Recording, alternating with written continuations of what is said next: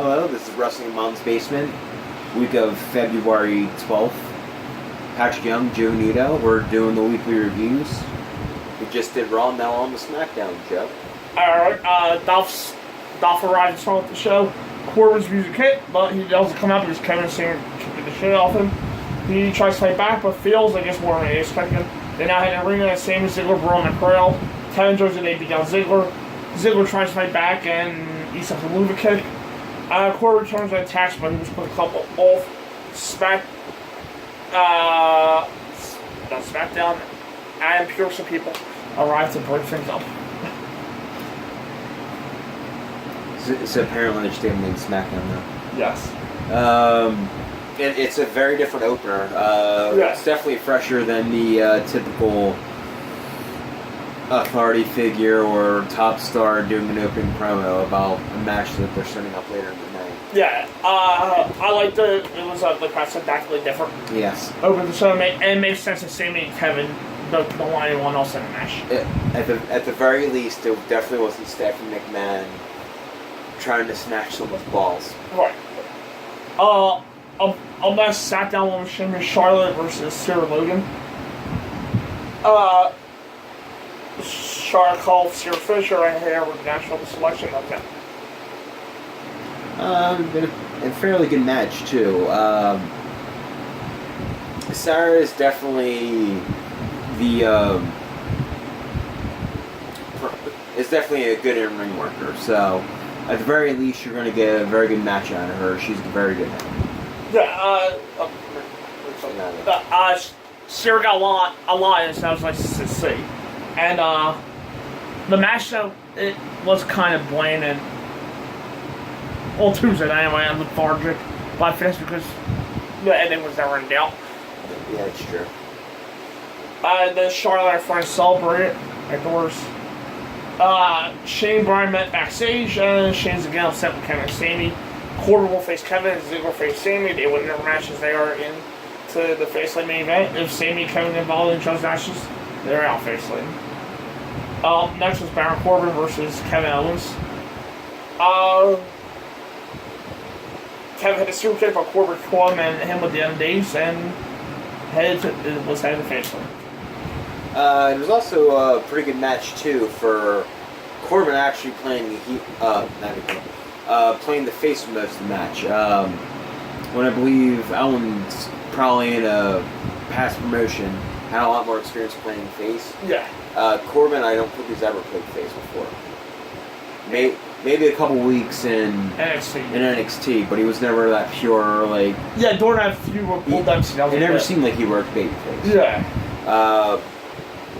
But still, I thought it was a very good match, and maybe Corbin does have a face run now. Yeah, I thought it was probably solid back and forth. Corbin won't clean his sheet. There was no shenanigans. But as I was telling Pat earlier tonight, I think they need to vary up Corbin's matches a little bit. Yeah. Him running into the pole and then in the ring kind of makes him look like a fool to get back in control of the matches, but it's kind of become lazy the way they do it with him. Rude comes out, puts over the title and a U.S. challenge. Knowing that he missing something open challenge from Cena, he respects Cena and will continue the challenge. Rude opens up the challenge to anyone, but teases Hope and Orton would challenge him facing Randy Orton arrives, and then Jinder Mahal also arrives. Mahal runs him down, knowing that Orton was so low on the SmackDown top 10, then you know Jinder wasn't even on the list. He then claims he respects Orton, but says the rest of the roster face Orton at his peak. Orton says he doesn't care about the top 10 list. Fair enough. If that was a hell of a way to put over the concept. Jinder kept talking shit. Mock him and comment down below if you know what Jinder said. All I know is he mocked Orton for Rude being higher on the list. Jinder just said Rude wants to be a legend killer, and Rude come over mocked him for not making the top 10. Rude said no one respects Jinder, but he does respect Orton. But as Orton's only number 9 because everyone's sick of Orton's attacks, Orton and RKO's to sing. But Mahal laid out Orton and Rude with the claws. Well, to be fair to Orton, we don't even know what the hell the top 10 list means. It was a great way to put over the concept, though. I got it. Orton's like, I'm not putting over that dumb shit. and just they were just still weekly. They already dropped it. Yeah. Yeah, they showed up. They showed last week's list. Yes. Unless the results are exactly the same, which is kind of amazing. Yeah. But I do see a singles feud of Bobby and Orton coming fairly soon. Okay. Probably at Mania. No, I don't think Jinder's going to be involved in it at Mania. I think he's just the... Well, I hope not. He's sort of the log on the fire. Just so they can actually heat it up a bit, add a little twist into things where it actually explains maybe why one of them turns heel over the other one. That's where I'm leaning towards it as more than Jinder's edition. Well, right now, let's shift it to a triple threat feud for the U.S. Championship, though. However, there's one more pay-per-view for SmackDown. But Before Mania. But it doesn't really set you because on the same pay-per-view you also have a 5-way title feud for the WWE Championship. They've been relying on a lot of multi-night matches, especially recently. New Day made their way to the ring, and there's a table of pancakes up in the ring. Tuesday was Fat Tuesday, aka Pancake Tuesday. They claim Big E will eat over 100 pancakes here tonight. Big E tries to eat pancakes in the field. Shawn Benjamin and Chad Gable arrived. They're non-use. Then we found New Day and Benjamin says New Day have done a lot for pancakes. There should have been no pancake place. At least SmackDown tie division to them. Woods defends the New Day series comparison brings up their title reign overall. He says all wants to see Benjamin and Gable as tag champions. Gable then toss pancake to the mat, and Benjamin does as well. Big E rescues the pancakes, and Gable tells them that no one likes pancakes. Benjamin says from now on they're eating waffles, and knocks more pancakes to the mat. Yeah, this promo it was as bad as it sounded. New Day every once in a while has flops like with the time machine and The old people, the old day. Yeah, even though that was mostly the Good Brothers, but so once in a while they come with a flop and it's not of New Day quality. It's a weird way to get into a feud between, as Brian Zane calls them, the Benjables and New Day. Not what I would have done, but it's still fun. Road Dog. I said wash my mouth on that one because I'm trying to be more professional. But in this case, this video will never be monetized for what I'm about to say. So good thing we're not monetized yet. Fuck's sake, that was absolutely horrible. Oh man, absolutely horrible, yeah. So far, the worst promo of the year. We got to run away for that award, for sure. I'm sure there's a Billy, this is your life conversation.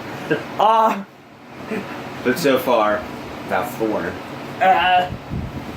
Oh wait, I can't wait if they do the Alexa Nia feud and we have to hear about how Nia's fat. Oh my god, the pancakes will have nothing to worry about. Maybe they have Nia eat the pancakes too. Because that would just be uncreative writing. And unneeded writing. Exactly. Right, that's exactly why they will do it. And that'll be a fat shaming girl, it's going to be much worse than us remembering New Day eats pancakes. Yeah. Unbelievable. Oh! Well, yeah, a few years ago they used the Mexican immigration with Alberto and Swagger. Yeah, so yeah, believe me. They usually pull out controversy. And Nia's not fat, but of course they're going to make that way. Yeah. New Day versus Shawn Benjamin and Chad Gable. Midnight Hour beat Gable.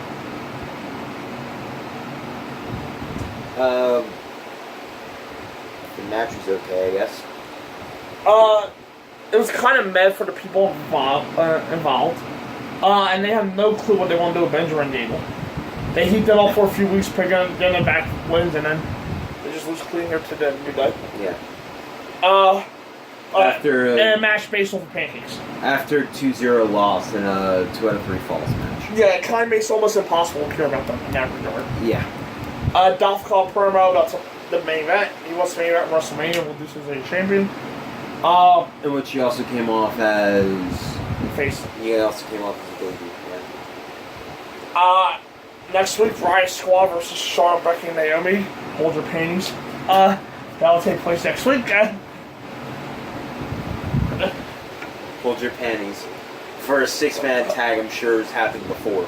Oh, the right. I think it actually happened the week after Becky Lynch came back. I think you're right. Yeah, I believe it's happened before. Yeah. A match has already happened. They've advertised. So keep your panties in a bunch, because we're going to 6-woman tag next week. Settle your tea kettle, as Natalia says. The Usos cut a backstage promo about how they run this place complete with the Sesame Street words, and the Bludgeon Brothers break a perfectly good team as they did. Or Gangster Sesame Street, as someone said on Twitter. Yeah, Twitter. Kevin apologized to Sammy for losing one night. He told Sammy not to let him down tonight. Sammy says there was no weird face lanes or anything for himself. Main event, Sami Zayn versus Dolph Ziggler. Sammy hit the spoiler to the buckles, and the Hallelujah was counted by super kick, and Ziggler won. And for me, it was a match tonight. For me, it was also a match of SmackDown as well. The main event, good stretch and layout. Some of those guys are obviously really good, so there was no doubt they'll do the main event. Yeah.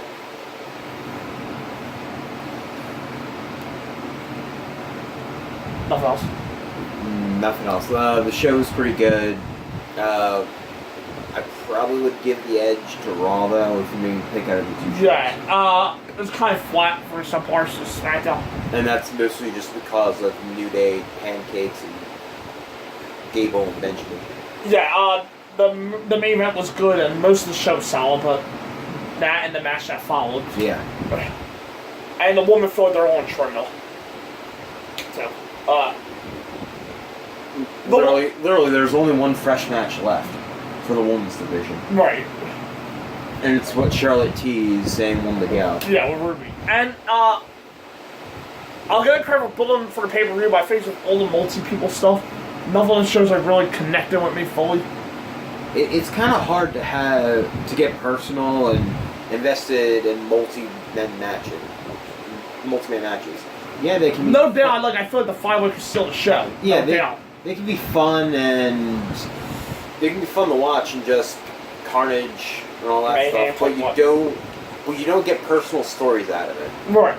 After a while, it's just. And I think what's hurting Fastlane more than Chamber is into the Chamber we kind of idea where the world's going. Yeah. SmackDown, we already know their matches are already set in stone. Exactly. Yeah. I kind of feel like you don't need the brand that has the Rumble don't really need a pay-per-view. No. But while I'm on that topic, I might as well just say, starting with Backlash and WrestleMania, which I said we might the draft. All B shows are now back to single brand because of low ticket sales. Dual brand. Backlash was originally a Raw event, now it's Raw and SmackDown. And every B pay-per-view is now going to be 4 hours, so people that will normally be put on the card on a single brand will still be able to be put on the card. Which that's a nice concept, but now they don't need a whole bunch of B pay-per-views. Yes. So B pay-per-views are 5 hours. Big 4 or 4 to Big 5 are 6 hours. And WrestleMania starts at 5. When it ends, anybody knows. WrestleMania 32, It'll go on forever. WrestleMania 32, thank you, Mandy. WrestleMania 32, I think ended at 12:30. Last year they timed WrestleMania a bit better. Yeah. Ended right before 12. So we say about 7 hours. 6.5, 7 hours for WrestleMania. SummerSlam, Survivor Series, Rumble, Money in the Bank, 6 hours. And every other show, 5 hours. Which I'm okay, because you feel bad for the younger guys that would only be on single brand shows. That's fine. You can cut down on the amount of pay-per-view stuff, I think, now. Yeah. You could probably just leave 5. Like Backlash, because Backlash can be the draft every year. Backlash, Extreme Rules, one all be pay-per-views.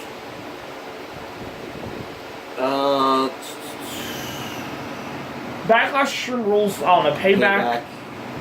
Battleground. Let that go. Battleground, Fastlane, and Chamber could stay. But maybe another party for Chamber. Fastlane could go and another one. Say, you could probably put Chamber in October. True, yeah. And say Clash of Chambers could stay. Hell in Cell TLC, they called that. Yeah. Yeah. Yeah, I think you're gonna need If you got a big 5, I think you only need 5 B pay-per-views. Because that'll be 25 hours of B pay-per-views. 30 hours of 4 to big 5. That'll be like first. Yeah, you get the point. So a lot. I think most of what the problem is with pay-per-views is where there's a few of them that are literally 2 weeks after. Right, that's why you don't need all these single brands. Like dual brand B shows. I don't even think the problem is dual brand or single brand. I think it's just because you're having literally you're popping them out one right after another. Especially in the fall where that's your down period. You're warding your pay-per-views you already had down. Yeah, like, I think that's more or less the problem. I'm not sure if it's single brand because a lot of times they've actually put big matches on these single brand pay-per-views. yeah, Roman Cena, Brock and Joe. Yeah. Things like that. And maybe it's because they. And it's not like the undercards were hurting. Yeah. Like that's the one I don't get. Like in 2003, 2004, the roster wasn't as stacked. Now the roster's stacked, so they're blaming it on rematches. You're the one that books the rematch. You could book other matches. And low ticket sales, but I think that low ticket sales that's what you said. Pay-per-view every 2-4 weeks. Yeah. That's what that happens to. I think. And Jinder as your champion for 6 months probably doesn't help SmackDown's pay-per-views. And also just the brand of some of the pay-per-views too. Like obviously Mania, SummerSlam, Survivor Series, Rumble are all going to sell great. Right. But honestly, who's all that excited about Battleground every year? It's sold out. It's sold out. It's sold out in Philly, yeah. Well, there you go. People were excited for Punjabi person. But well, I think it was sold out before they announced the matches. But yeah, it was. I think it sold out because it was in a northeast city or a major WWE city. Yeah, well, it's a thing. As long as they cut down the B shows, I'll live. I'll live with the 4-hour B shows as long as they cut down like at least 3, hopefully 5 of them. At least half of them though. Hopefully half. Well, as long as they cut down the ones right before a big show. Yeah. Well, you don't need Battleground in between Money Back to SummerSlam. You don't need more than how these two are. You don't need a pay-per-view 2 weeks after SummerSlam either. Yeah, that's definitely. Yeah. That happened last year. Yeah, and there's 2 in September this year. I know that. It's Shroom Rules is in September after SummerSlam and Hell in a Cell. They're in September. Yeah, you don't need one 2 weeks after SummerSlam. Yeah, so yeah. I remember feeling weird about that last year, right after. Brock and Braun, Roman Cena like had like a 2-week note. I'm sorry, running last year. I mean. 2016. Yeah. That's what my fault. In 2016, they pretty much said they had a pay-per-view right afterwards. Mm. And I think they said that AJ got a shot like right before SummerSlam. While they were fighting Cena. No, they announced it on the SmackDown after. Oh, they announced it on the SmackDown after. Of course, they beat Cena. That's on right, the SmackDown after, I think it was AJ and Dolph. And if Dolph won, he was added to the match. Yeah. That's what it was, yeah. Yeah, I think it's just a little too close. I'm not sure if it's single brand or. Well, that being said, that was yeah. that backlash was one of the better silver heavyweights they have for. Yeah, it was. Yeah. Yeah, it was a very good pay-per-view. It was just a rush build.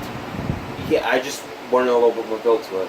Besides AJ and Dean and Dolph and Miz, everything else, yeah. But yeah, that's what it looks like. It looks like Fastlane's going to be the end of the single brand pay-per-views. That shows like Fastlane just have their reputation. Fastlane Battleground, so that's why they need to go, because they have a reputation.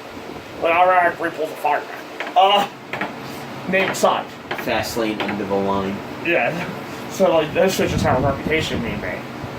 Last year Fastlane was arguably the worst show of the year. Yeah. But you also had Battleground. So but now before we go to SmackDown Live review up next. I'm sorry, that was Roadblock in the line, wasn't it? Yeah, Roadblock in the line, yeah.